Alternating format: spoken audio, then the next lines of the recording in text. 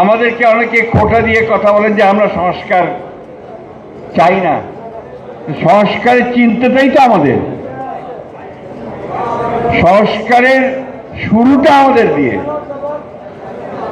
1975 সালের আগে শেখ মুজিবুর রহমান, যিনি ফ্যাসিজমের মূল হোতা, তিনি গণতন্ত্রকে কবর দিয়ে দিয়ে এক বিরোধ শাসনের মতো বাকশাল করে দিয়েছিলেন, তাই না?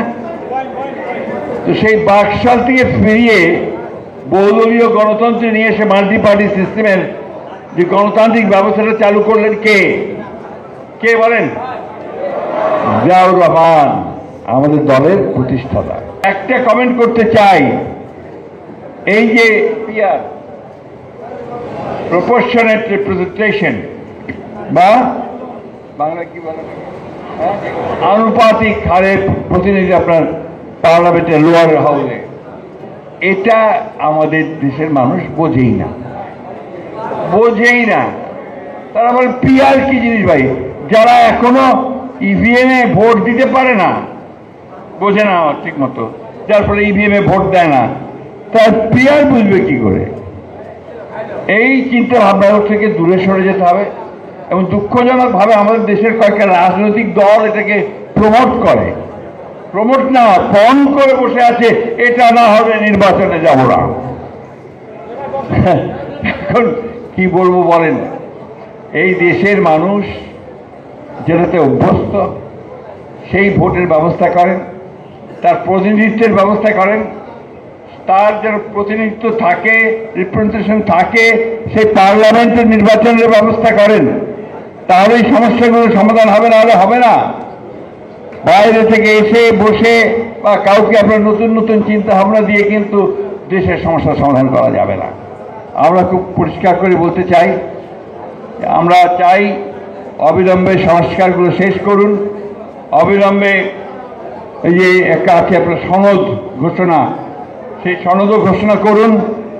আর দয়া করে নির্বাচনের যে তারিখটা নির্ধারণ করেছেন আমাদের ভারপ্রাপ্ত চেয়ারম্যান জনাব তারেক রহমানের সঙ্গে লন্ডনে বৈঠকে বসে, যেটাতে জাতি অনুপ্রাণিত হয়েছে, আশান্বিত হয়েছে, সেই সময়টাতে নির্বাচন দিন, মানুষকে তার অধিকারটা ফিরিয়ে দিন, ভোটের অধিকার ফিরিয়ে দিন। কেয়ারটেকার সরকারকে আমরা মানিনি প্রথমে যখন উনি দেখলেন পরে যে এটা মানলে দেশের উপকার হবে, গণতন্ত্রের একটা শক্তিশালী পথ পাবে, ভিত্তি পাবে, তখন তিনি সেটা মেনে নিয়ে কেয়ারটেকার গভর্নমেন্ট ইস্যুটাকে সন্নিবেশিত করলেন পার্লামেন্টে, যার ফলে 3টে ইলেকশন হয়েছে, যে ইলেকশনগুলো নিয়ে কোনো প্রশ্ন ওঠেনি, মানুষ তার ভোটের অধিকারটাকে নিশ্চিত করেছে।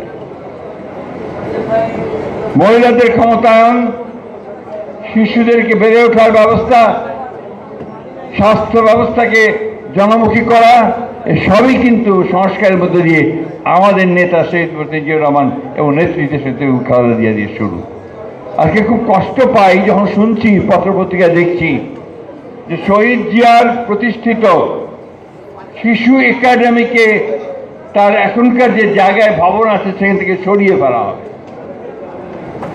আমি স্টেটমেন্ট দিয়েছি, আমি আজকে আবার অনুরোধ করব। আমি শুনেছি এটা নাকি হাইকোর্টের জায়গা, যারই জায়গা হোক, শহীদ প্রেসিডেন্ট জিয়া রহমান সকলের মতামত নিয়েই সেদিন আমাদের শিশুদের বিকশিত করবার জন্য এই শিশু একাডেমি স্থাপন করেছিলেন। ওইখানে সারা বাংলাদেশে শিশু একাডেমি আছে। তো এই সংস্কারগুলো তো আমাদের, এই দলের, বিএনপির। তো আমরা সংস্কারকে ভয় তো পাই না, আমরা সংস্কারকে স্বাগত জানাই।